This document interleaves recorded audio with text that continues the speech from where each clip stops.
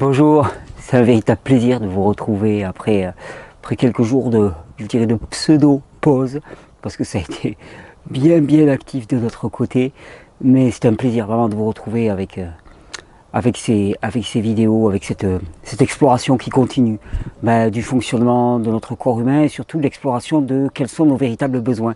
Et j'avais envie de commencer par une vidéo là-dessus.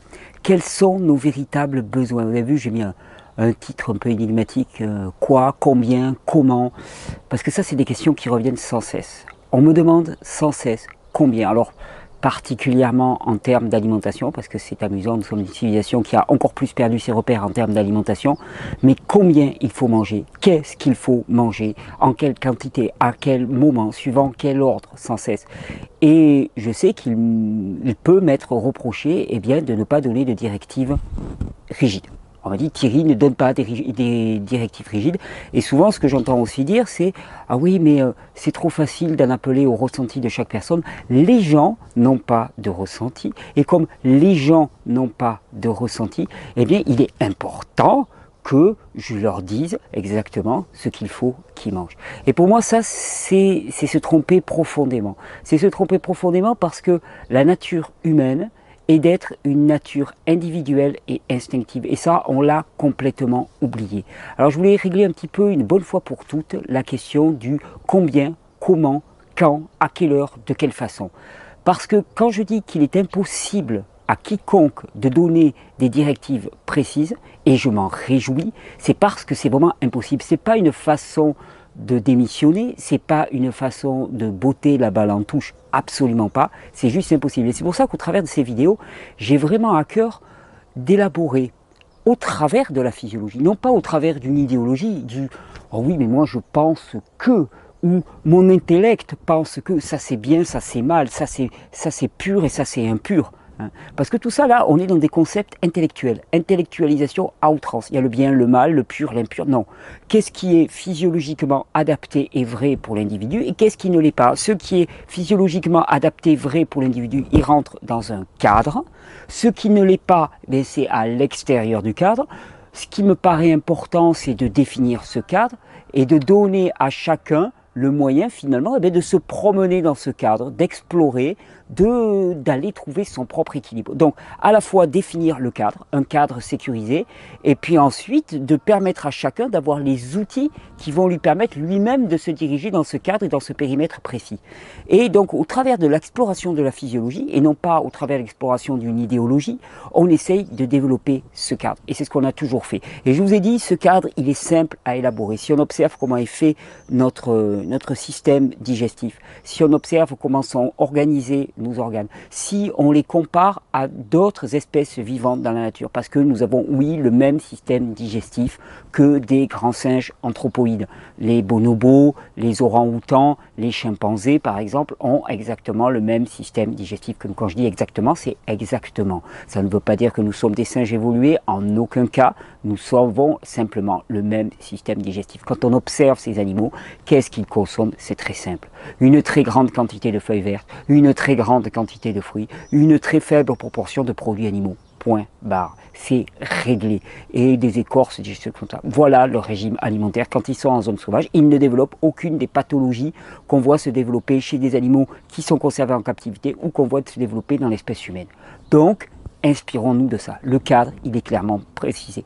Énormément de produits verts et pigés qui poussent au-dessus de la surface du sol. Énormément de fruits, c'est-à-dire une base qui est bâtie là-dessus. Un petit peu de produits animaux qui, oui, est physiologique. Alors attention, j'ai entendu dire, il y a un ami affolé qui m'a dit, il n'y a pas longtemps, qui me téléphone, qui me dit « Ah, Thierry, il paraît que tu recommandes de manger de la viande. Ça y est, Thierry est devenu paléo.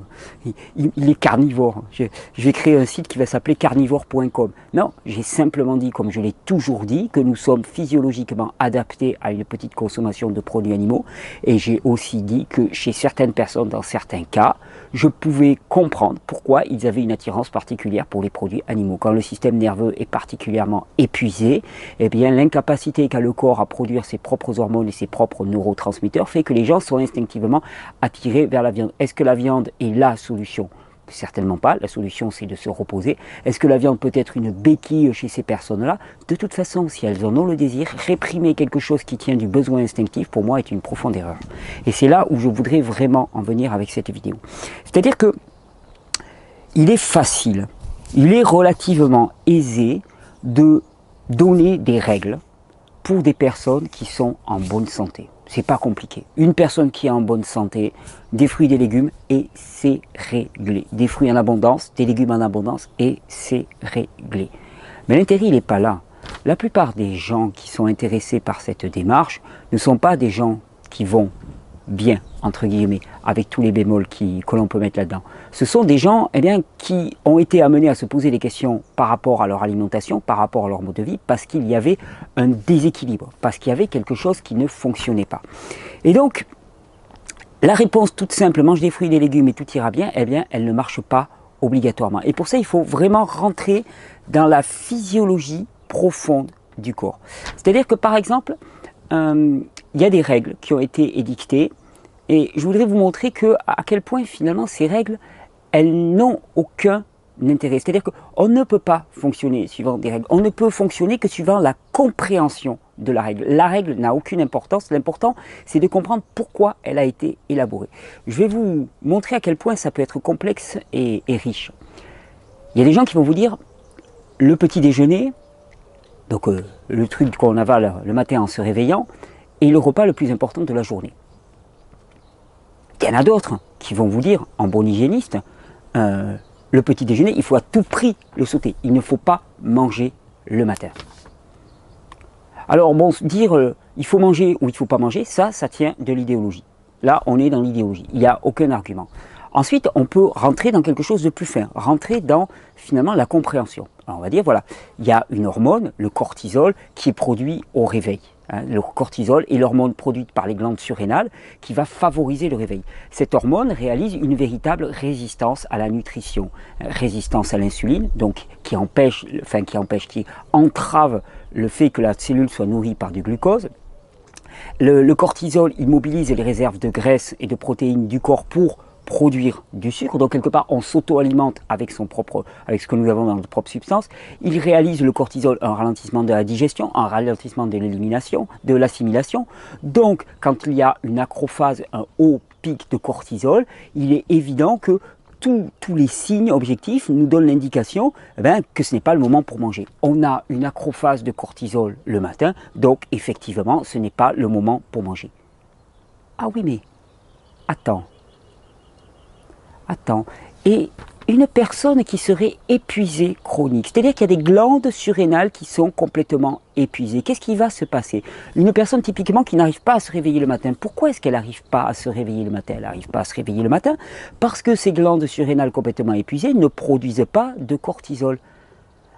Ah ouais, mais alors, il n'y a pas d'acrophase de cortisol? Non. Donc il n'y a pas de résistance à la nutrition? Non. Et donc cette personne qui devrait finalement avoir une glycémie régulée au petit matin par le simple fait d'avoir une lipolyse, c'est-à-dire une brûlure des graisses. Les graisses sont brûlées pour produire du sucre, qui va être directement assimilé par le corps. Cette personne n'en a pas la capacité.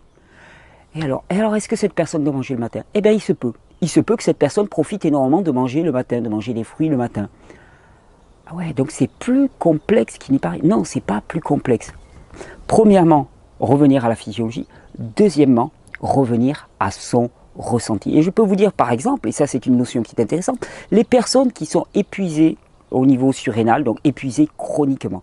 Ça va se traduire par système nerveux faible, les personnes qui sont sujettes aux crises de panique, les personnes qui ont des difficultés à l'endormissement le soir, qui n'arrivent pas à se réveiller le matin, sujettes à la dépression, aux sautes d'humeur, à la fatigue tout court, à la baisse de libido, tout ce cas-là. Eh bien, ces personnes vont avoir donc des glandes surrénales qui sont épuisées, un cortisol qui va la plupart du temps être en hypoproduction.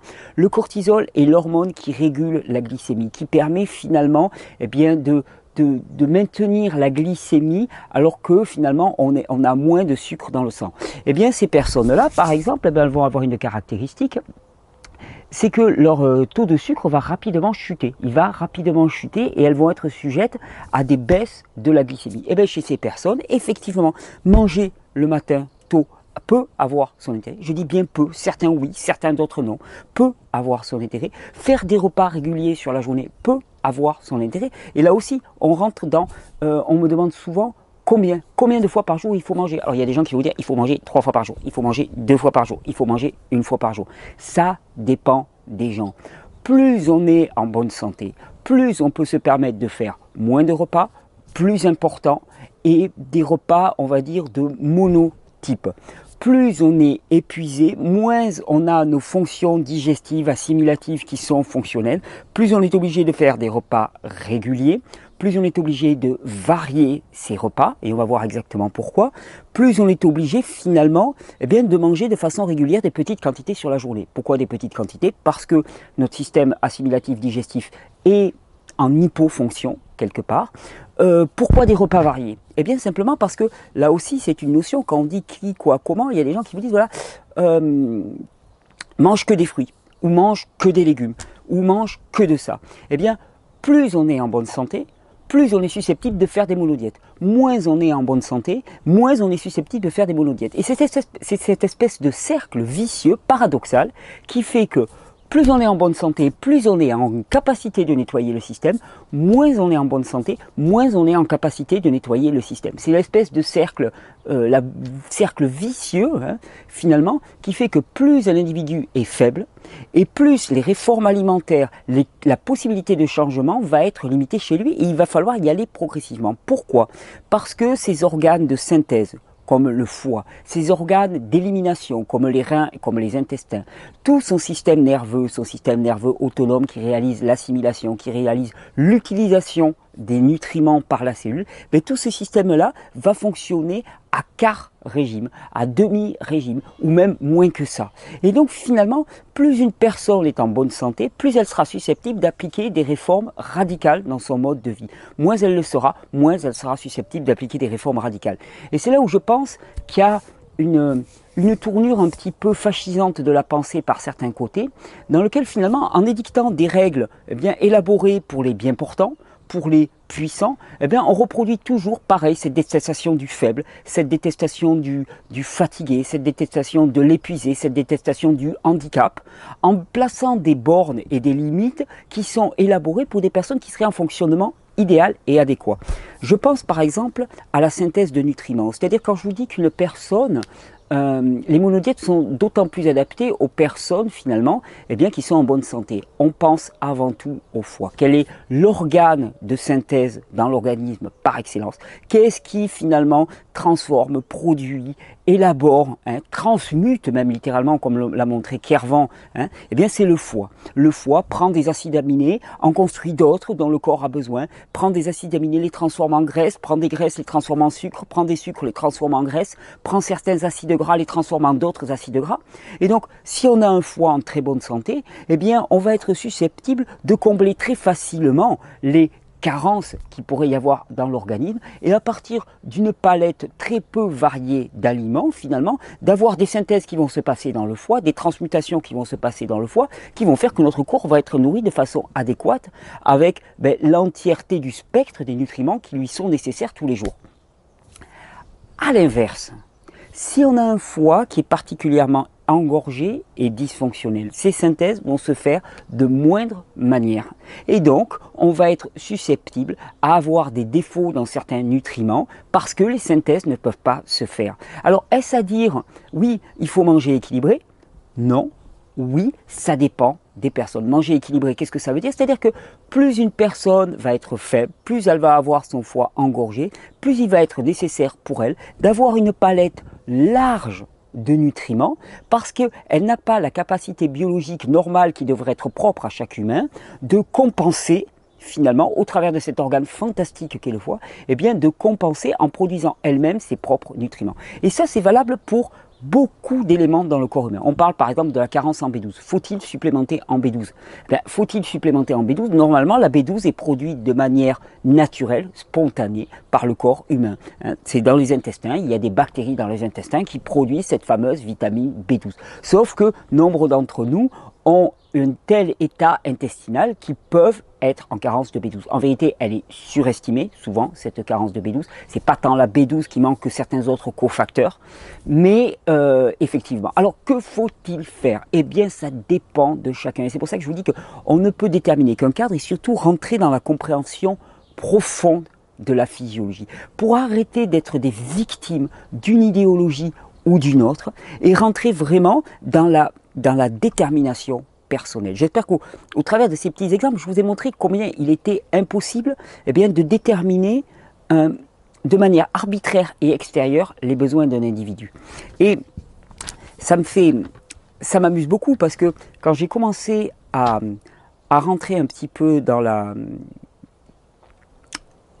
nutrition, dans la démarche de nutrition, c'était il y a bien des années, j'ai rencontré différentes écoles diététiques. Alors bon, déjà, il y a ceux qui mangent tout cuit, ceux qui mangent tout cru, il y a ceux qui mangent de la viande, ceux qui n'en mangent pas. Et puis, même dans le crudivorisme, j'ai rencontré ceux qui avaient absolument peur du fruit, la style école hippocratique. Puis, il y a ceux, par contre, qui ne disent que manger des fruits, manger des fruits, manger des fruits et ne manger rien d'autre ou quasiment rien d'autre. Surtout pas de matière grasse, surtout pas de... Et puis, alors, je me suis rendu compte que c'était assez amusant parce que, on rentre dans une école, donc on rentre dans un cadre, on rentre dans un moule, et puis il y a un moment, moi, où je m'étais laissé persuader que les fruits étaient nocifs pour la santé. Donc, dès que, pour moi, quelque part, il y avait c'était assez amusant, c'est si à un moment, entre guillemets, je craquais, donc craquer, c'est toujours par rapport à un dogme, par rapport à un modèle idéologique.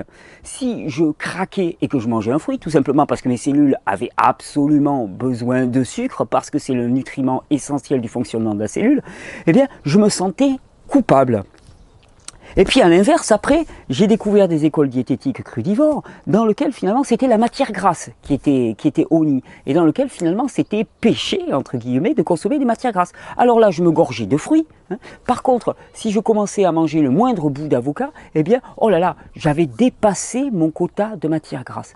Alors que là, tout ça, eh bien, il y a une chose qui est essentielle pour moi, c'est qu'on nie les besoins de l'individu. Alors comment connaître ces besoins de l'individu? Je vous l'ai dit, déjà on détermine un cadre. Parce que des besoins, ils ne peuvent s'exprimer que dans un cadre donné. C'est-à-dire que les besoins de l'individu ont été élaborés dans un cadre naturel. C'est-à-dire que l'essentiel de notre existence, malgré ce que nous pouvons croire, l'essentiel de notre existence ne s'est pas passé dans les conditions de vie actuelles. L'essentiel de notre existence s'est passé dans des conditions de vie naturelles dans lesquelles la palette alimentaire à laquelle nous avions accès était clairement définie. Elle était crue, elle était très grandement, majoritairement végétale, non transformée, non assaisonnée, non élaborée. Il n'y avait pas de blé, il n'y avait pas de produits laitiers, il n'y avait pas de nourriture cuite, il n'y avait pas de nourriture frite. Il y avait beaucoup de feuilles vertes, il y avait des fruits à queue, mais aussi des fruits gras, n'en déplaise là aussi à certaines idéologies qui prétendent que les fruits gras n'arrivent qu'avec des saisons très courtes. C'est absolument faux.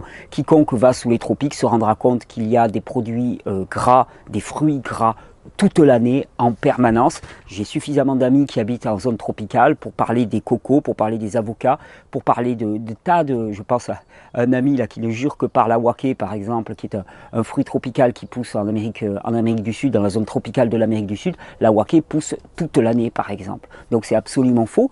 Et donc, on a accès comme ça à une très grande quantité de feuilles vertes et de fruits. Et ça, c'est la base de notre alimentation. Et une fois qu'on a développé ce cadre, eh bien ensuite, il n'y a qu'un seul outil pour se diriger. Et cet outil, on va y revenir sans cesse, il est là. Il est là et c'est notre ressenti. Comment faire pour développer notre ressenti? Eh bien, c'est exercer notre ressenti, c'est lui faire confiance. C'est-à-dire que jusqu'à maintenant, on a fonctionné avec une approche intellectuelle des choses, intellectuelle et coercitive des choses. Du il faut pas, tu dois, tu ne dois pas, avec des règlements infantilisants. Tu dois manger ceci, tu ne dois pas manger cela, tu dois boire ceci, tu ne dois pas boire cela, tu dois manger tant de choses, tu dois manger tant de ça, tu dois manger tant de ça, tu ne dois pas manger tant de ça, tu ne dois pas dépasser tant de ça. Ça, ce n'est pas possible. C'est la loi de l'ancien monde. C'est la loi dans laquelle finalement, eh bien, on se cherche un maître extérieur auquel on se réfère. Oui, mais simplement, ça intéresse qui ça? Mais ça intéresse l'esprit de domination d'une certaine manière qui fait qu'on reste dépendant, on reste complètement dépendant d'un avis extérieur. Et cet avis extérieur ne pourra jamais connaître de besoin. C'est peine perdue. Pour moi, c'est réglé. Il n'y aura aucun thérapeute, il n'y aura aucun spécialiste, il n'y aura aucune personne qui aura étudié, ne serait-ce que pendant 30 ans, 40 ans, 50 ans, 100 ans, la nutrition et la physiologie humaine, qui pourra connaître vos besoins. Personne ne pourra connaître vos besoins sinon vous-même. Et comment faire pour développer ce ressenti? Eh bien, c'est exercer ce ressenti. Donc pour moi, c'est fallacieux de donner des règles en matière d'alimentation beaucoup trop rigides en disant oui, mais les gens, ils n'ont pas encore la capacité. Oui, mais en donnant des règles, eh bien finalement on ne fait qu'entretenir l'ancien système de peur et de démission et on ne permet pas d'accéder à quelque chose d'autre. Donc il y a un moment où il faut lâcher la main. Il faut lâcher la main, il faut lâcher les guides, il faut lâcher les critères, il faut lâcher tous ces modèles un petit peu carcéraux qui nous contraignent sans cesse entre des il faut pas, dans une culpabilité, dans un fonctionnement très idéologique et mental, et rentrer dans le ressenti et s'ouvrir au ressenti. Le cadre, on ne le connaîtra, on ne le comprendra et on ne comprendra ses lois qu'en l'expérimentant. C'est en faisant des erreurs, l'erreur est quelque chose de somptueux, c'est en faisant des erreurs qu'on va pouvoir s'étalonner soi-même. Par exemple, eh bien, on va ressentir un besoin de produits gras. Alors il y a quelqu'un qui va dire « Oui, mais du gras, il ne faut pas manger plus de 10% dans ton alimentation. » Ok, moi ça m'amuse toujours ce genre de truc. J'ai oui, mais 10% sur la journée, sur la semaine, sur le mois, sur l'année, sur la vie. Parce que les besoins, ils varient tellement. 10%, qu'est-ce que ça veut dire? Ça ne veut pas dire grand-chose. Il est certain que les produits gras doivent rester dans une certaine proportion, sauf que je connais aussi énormément de cas de personnes dans lesquels le système hormonal est totalement épuisé, et quand le système hormonal se relance, que la production hormonale se relance, eh bien à ce moment-là, qu'est-ce qui se passe? Il y a un très gros besoin de produits gras. Pourquoi? Parce que finalement la plupart des hormones, particulièrement les corticostéroïdes produits par les glandes surrénales, et qui sont des hormones essentielles au bon fonctionnement de tout le système nerveux et le système digestif, assimilatif du corps, eh bien ces hormones corticostéroïdiques sont à base de cholestérol, elles sont basées sur le cholestérol. Le cholestérol aussi est un agent anti-acide, vous le savez bien, et tous les acides gras, tous les produits gras sont des agents anti-acides.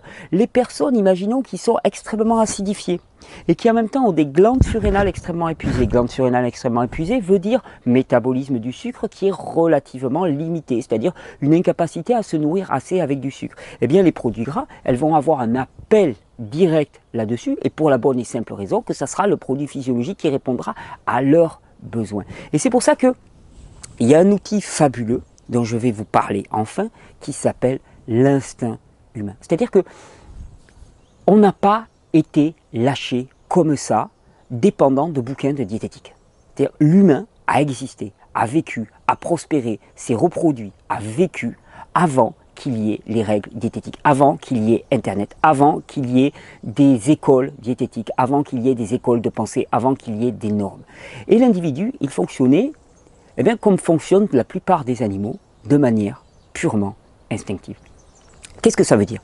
Ça veut dire simplement que nous avons en nous-mêmes la capacité de déterminer exactement quel aliment, en quelle quantité, à quel moment nous est nécessaire. Et que le seul moyen pour expérimenter cela, c'est de se mettre dans un cadre adapté, parce que cet instinct-là, il s'est élaboré dans un cadre donné, et il ne peut fonctionner cet outil que dans un cadre précis, le cadre que nous avons défini précédemment, et ensuite, il faut le faire fonctionner, il faut l'étalonner, il faut apprendre à rentrer dans le ressenti fin. Il faut apprendre à se dire, ok, hier soir je pensais avoir ressenti quelque chose, mais en fait ce que j'ai ressenti, c'était déjà pas ça. C'est-à-dire qu'on va manger par exemple, on va commencer à manger une banane, 2 bananes, 3 bananes, on commence à ressentir un phénomène qu'on appelle un peu la réplétion, c'est-à-dire qu'on commence à sentir finalement qu'on commence à en avoir assez mangé, puis on se dit non, bon, ça non, allez j'en mange une 4e. Puis là, on va se sentir lourd. Alors on va se dire ok, la sensation que j'avais précédemment était la sensation que j'en avais déjà assez mangé. Et comme ça, petit à petit, avec tous les produits, on va s'étalonner. Alors au début, c'est un petit peu artificiel peut-être, mais très rapidement, ça devient complètement spontané. Un peu comme quand on commence à conduire une voiture, au début, il y a le volant, il y a le levier de vitesse, il y a 3 pédales, Déjà, il y a un problème. 3 pédales, 2 pieds, déjà, on est mal barré. Hein. Bon, ouais. Non, petit à petit, on commence à comprendre et au bout d'un certain moment, ben, on conduit, on discute avec l'autre à côté, hop, on regarde le paysage, on a une main sur le volant, on passe la vitesse nonchalamment, les pieds, hop, tac, tac, tac, tac, tac, tac, ils jonglent en dessous des pédales et on ne regarde pas ce qui se passe, c'est devenu complètement spontané. Eh bien, il est nécessaire de développer maintenant ce ressenti propre, cette expérience propre. Alors, je peux vous donner quelques clés. Tout ça, ça a été élaboré par des personnes qui ont fait une recherche alimentaire tout azimut qui s'appelait l'instinctothérapie dans les années 80. L'instinctothérapie, pour moi, je ne l'ai jamais caché, est un modèle, parce que ce n'est pas une théorie, c'est un modèle de regard sur l'individu et sur ses besoins qui est excellent, qui est excellentissime, qui a juste omis une chose, et pour moi c'est la très grande erreur de l'instinctothérapie, c'est que cet instinct s'est développé dans un cadre précis, et qui n'est plus le cadre actuel. Et c'est-à-dire que même en définissant un cadre, il y a une question d'accessibilité au produit qui n'a pas été intégrée dans l'instinctothérapie. C'est-à-dire que le cadre, il définit des feuilles vertes, des fruits de différents types, voire des produits animaux. Mais si on met à tout sur un pied d'égalité, ça ne peut pas marcher. Et dans un contexte naturel, on avait essentiellement accès à des feuilles vertes et des fruits, très peu de produits animaux certainement et de manière très rare. Et ça, l'instinctothérapie, pour moi, ne l'a pas assez intégré, ce qui explique des dérives. Mais le principe de l'instinct chez l'humain, il est simple. C'est que par notre nez et par notre bouche, nous pouvons déterminer en permanence quel aliment est bon pour nous en quelle quantité. Et donc c'est juste à l'odeur. C'est une vie qu'on va mener au nez, à l'odorat. Et je trouve ça magnifique même comme représentation. Vous imaginez, plutôt qu'être gouverné par des lois extérieures qui changent sans cesse, en fonction des modes, en fonction des instructeurs, qui changent en fonction des époques, et bien là, on va mener sa vie au nez, à son ressenti. Et c'est l'expérience que je voudrais proposer à chacun maintenant. C'est l'expérience que je propose pour vraiment repenser sa vie d'une manière tout à fait différente. Ne plus penser sa vie en termes de il faut, il ne faut pas. Ne plus penser sa vie en termes de reproduction permanente et inexorable de la même chose jour après jour. Mes besoins sont toujours les mêmes, ce n'est pas possible. Nos besoins varient d'heure en heure, nos besoins varient de jour en jour. L'important est d'abord de savoir développer son ressenti propre et ensuite de comprendre au niveau physiologique qu'est-ce qui peut justifier tel ou tel choix. Et une fois qu'on a ces deux éléments, on est son propre maître, on est son propre capitaine quelque part. Et c'est vraiment tout ce que je souhaite à chacun d'entre nous. Alors, au nez, comment est-ce qu'on détermine? On va se dire, tiens, est-ce que je vais manger des bananes? Est-ce que je vais manger des oranges? Est-ce que je vais manger de la salade? Est-ce que je vais manger des tomates? Tout simplement, au nez et au goût. C'est-à-dire, qu'est-ce qui va avoir le meilleur goût? Non pas le goût le plus séduisant, non pas qu'est-ce qui va avoir le parfum d'abord, parce qu'on reconnaît d'abord au parfum. Qu'est-ce qui va avoir le parfum le plus séduisant? Pas le parfum le plus excitant, pas le parfum le plus fort, il ne s'agit pas, parce qu'il y a des produits qui ont des parfums plus ou moins forts, mais avant tout, qu'est-ce qui va me faire le plus rêver? Qu'est-ce qui va m'attirer le plus? Qu'est-ce qui va me faire... Et ça, il est nécessaire de le faire sans a priori aucun. C'est pour ça que y a des personnes qui s'amusent par exemple à sentir les produits avec un bandeau. Hein, ça peut être un jeu. Amusez-vous à faire ça. Vous avez tout un choix de produits chez vous, crus, définis dans le cadre que nous avons défini.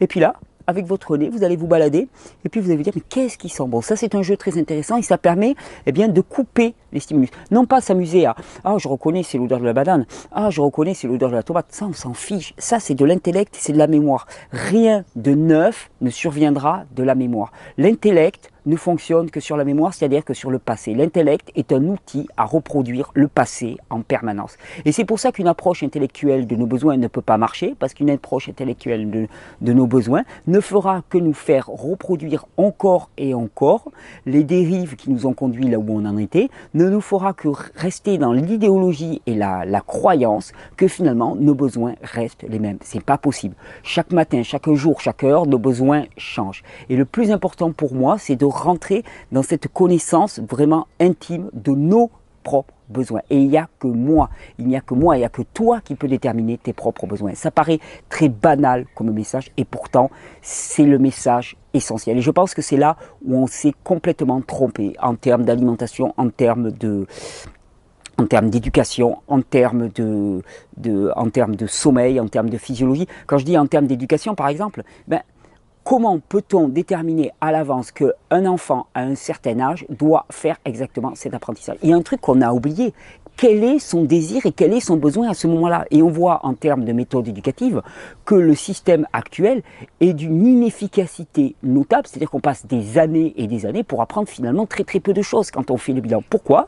Parce qu'on apporte à un mauvais moment quelque chose dont quelqu'un n'a pas besoin, alors qu'à un tout autre moment il aurait un autre besoin, et ce besoin-là, c'est on va lui apprendre l'addition à un moment où il n'est pas question pour lui d'apprendre l'addition parce que ce n'est pas son besoin, et puis peut-être quelques mois après ça va être son besoin, et à ce moment-là l'apprentissage il se fera comme ça. C'est pour ça qu'on ne peut pas donner de programme préétabli à un individu. On ne peut pas donner de modèle préétabli à l'individu. L'important dans notre vie, il me semble, c'est d'avoir une palette d'expériences, une palette d'aliments, une palette d'outils, une palette de possibilités la plus large possible, et de pouvoir se mener à son nez, à son ressenti, de pouvoir se diriger vers ce qui est bon pour nous. Et là, nous rentrerons dans l'efficacité. Nous sommes une société, nous sommes un modèle, nous sommes un mode alimentaire, nous sommes un mode de production, nous sommes un mode d'éducation, nous sommes un mode de relation qui est avant tout caractérisé par son inefficacité totale. Pourquoi? Parce que c'est l'extérieur qui impose quelque chose à l'intérieur. Et c'est pas comme ça que ça marche. C'est là qu'il faut revenir. Alors, combien, quoi, comment, c'est très peu définissable. Les règles, elles sont simples. On a un cadre.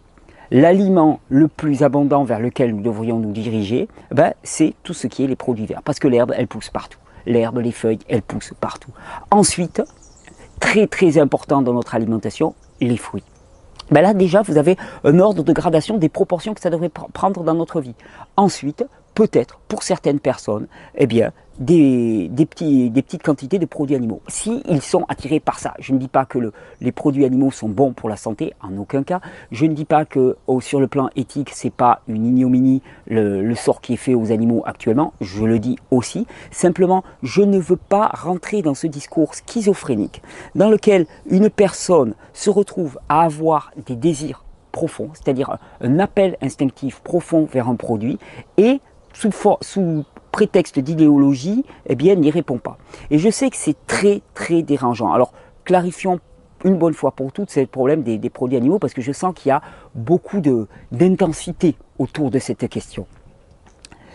Le sort qui est fait actuellement aux animaux est juste innommable, inqualifiable et innommable. Et je suis moi-même végétarien-végétalien depuis la fin de mon adolescence. Donc ça, qu'on se soit réglé. D'accord ? Par contre, sur le plan physiologique, dire que nous sommes essentiellement végétariens est une erreur. Nous sommes adaptés à une petite consommation de produits animaux. Est-ce bien d'en consommer? Pour la plupart des gens, éthiquement, de toute façon, les questions sont réglées. Physiologiquement, pour la plupart des gens, c'est absolument pas nécessaire parce que nous sommes une civilisation de la pléthore. Pour certaines personnes qui sont complètement épuisées hormonalement, eh bien, si elles ont un désir, si elles ont un appel, se contraindre intellectuellement en disant c'est mal, eh bien, c'est faire une erreur. Après, éthiquement parlant, on peut faire des choix que je soutiens au maximum. Par contre, physiologiquement parlant, c'est pas adapté. Donc, est-ce à dire il faut manger de la viande? Non. Est-ce à dire ça fait partie de notre palette alimentaire possible? Oui, ça peut faire partie de notre palette alimentaire possible. Et c'est pour ça que pour moi, il est vraiment important de sortir du dogmatisme. Alors, je sais que c'est pas facile parce que nous avons été habitués à obéir à la baguette. Je sais qu'en nous, il y a quelque chose qui se cabre parce que nous avons été habitués à obéir à la baguette. Personne ne m'a demandé, quand j'étais en CP, quand j'étais en CE1, quel était mon besoin du moment, qu'est-ce que j'avais envie d'apprendre. On s'en est contrefichu. Contrefiché. Voilà. Personne n'en avait rien à faire. Personne n'en avait strictement rien à faire de mes besoins.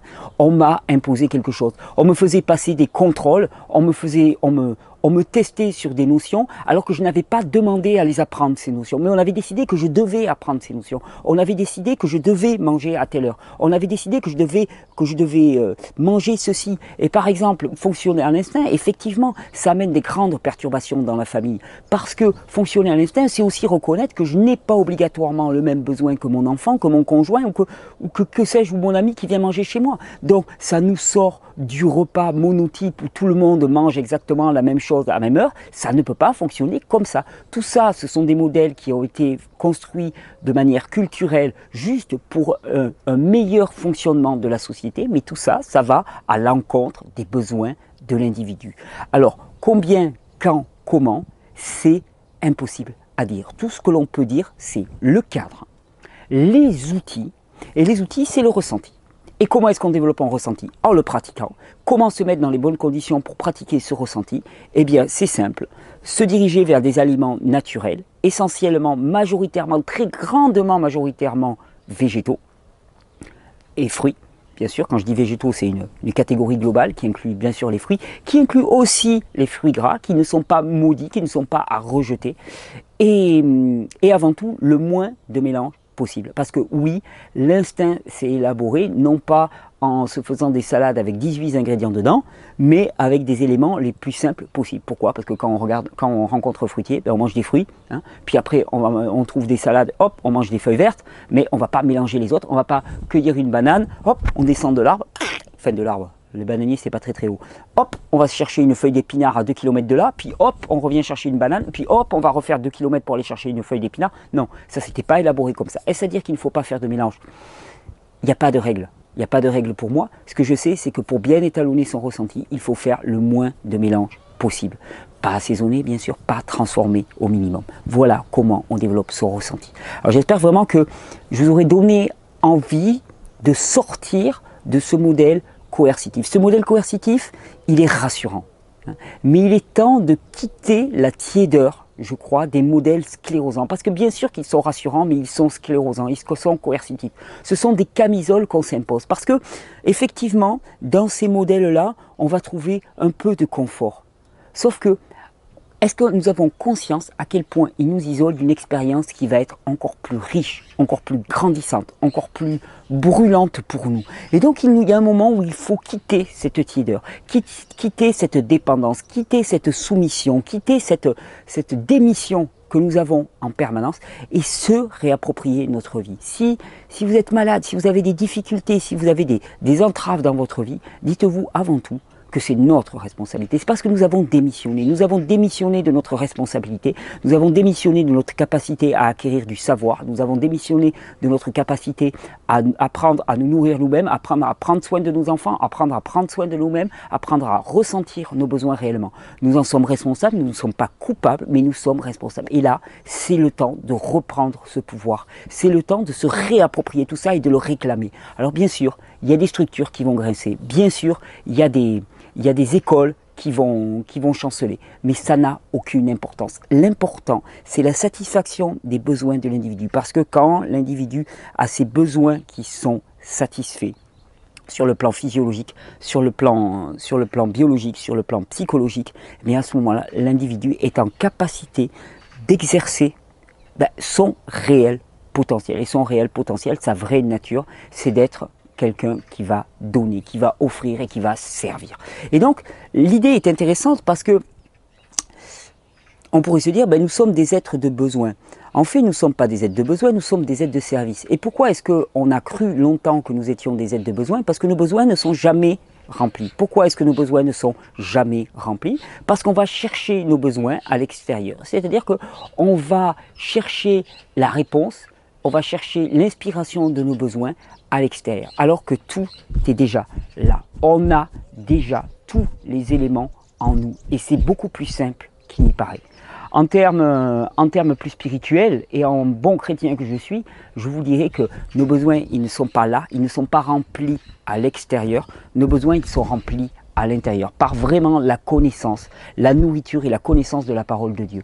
Et pareil, l'instinct, je vous ai souvent dit, les lois spirituelles existent aussi sur le plan matériel et il y a une continuité de ces lois. Quand on te dit sur le plan spirituel, eh bien, tu seras nourri de la parole de Dieu, mais moi je te dis sur le plan physiologique, il nous a donné aussi les moyens de connaître nos propres besoins. C'est lui qui nous inspire nos besoins par la connaissance de notre physiologie et le ressenti. Tout ça, ce n'est qu'une seule et même expression d'une même loi, c'est-à-dire ne pas aller chercher à l'extérieur ce qui est déjà à l'intérieur. Ne pas démissionner à des maîtres extérieurs alors que le maître, il est déjà là, il est présent en nous et chacun peut l'écouter. Et il n'y a qu'en développant ce ressenti, en développant cette écoute intime, qu'on entendra. C'est le seul chemin pour moi. C'est vraiment l'unique chemin et c'est celui que je souhaite à tout le monde.